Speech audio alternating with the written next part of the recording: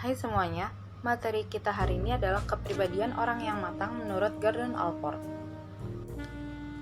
Siapa sih Gordon Allport ini? Allport adalah salah seorang dari ahli-ahli psikologi yang pertama kali di Amerika yang memusatkan perhatian pada kepribadian yang sehat daripada kepribadian yang neurotis. Teorinya bermula dari ketidaksepahamannya dengan Freud mengenai teori psikoanalisis yang mengatakan bahwa perilaku individu didorong oleh pengalaman masa kanak-kanaknya. Allport tidak percaya bahwa orang-orang yang matang dan sehat dikontrol dan dikuasai oleh kekuatan-kekuatan tak sadar. Allport percaya bahwa kekuatan tak sadar ini berpengaruh pada orang neurotis, namun untuk individu yang sehat, mereka berfungsi penuh pada kesadaran dan rasional. Mereka bertindak secara sadar dan dapat mengontrol kekuatan itu juga. Orang-orang yang sehat terbebas dari paksaan masa lampau dan diarahkan oleh masa sekarang dan masa depan. Menurut Allport, individu sehat didorong lebih dahulu oleh rencana-rencana atau intensi untuk masa depan. Menurut Allport juga, pusat kepribadian kita ini adalah intensi kita yang sadar dan disengaja, harapan dan aspirasi serta impian kita. Manusia sehat memiliki kebutuhan terus-menerus akan variasi, sensasi dan tantangan baru. Melalui pengalaman dan resiko-resiko yang menegangkan inilah manusia dapat bertumbuh.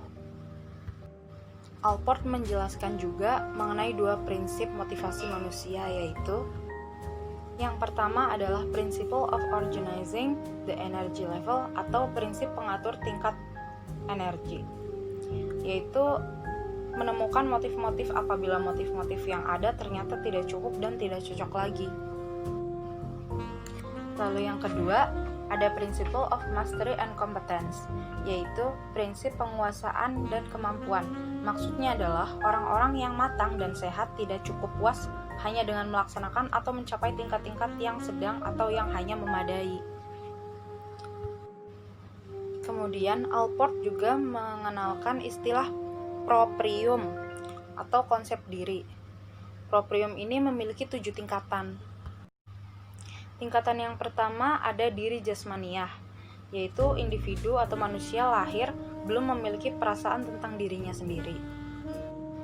Tingkatan yang kedua yaitu identitas diri. Anak mulai sadar akan identitasnya yang berlangsung terus sebagai seorang yang terpisah. Dia mulai menyadari akan dirinya sendiri.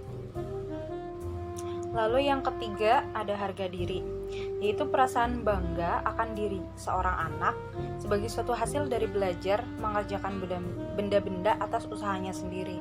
Jadi di sini dia mulai bisa merasakan bangga atas apa yang dia lakukan. Lalu tingkatan yang keempat ada perluasan diri. Di sini anak sudah mulai menyadari orang-orang lain dan benda-benda dalam lingkungannya dan fakta bahwa beberapa di antaranya adalah milik anak tersebut. Jadi di sini anak sudah mengetahui tentang kepemilikan dari sesuatu. Kemudian yang kelima ada gambaran diri. Hal ini menunjukkan bagaimana anak melihat dirinya dan pendapatnya tentang dirinya sendiri. Di sini anak sudah mulai memahami atau memiliki pendapatnya tentang apa dirinya atau bagaimana dirinya. Kemudian tingkatan yang keenam, yaitu diri sebagai pelaku rasional. Maksudnya adalah anak belajar bahwa dia dapat memecahkan masalah-masalah dengan menggunakan proses-proses yang logis dan rasional. Mereka sudah mulai bisa memecahkan masalah kecil yang terjadi di kehidupannya dengan cara yang logis dan rasional. Lalu tingkatan yang terakhir atau yang ketujuh yaitu perjuangan proprium, di mana orang-orang mulai memperhatikan masa depan, tujuan-tujuan dan impian-impian jangka panjang yang ingin mereka capai. Lalu ada juga kriteria dari orang yang matang. Yang pertama, ketika seseorang menjadi matang, maka dia akan mengembangkan perhatiannya di luar dari dirinya sendiri. Kedua, dia memiliki hubungan yang hangat dengan orang-orang di sekitarnya atau orang-orang lain di sekitarnya.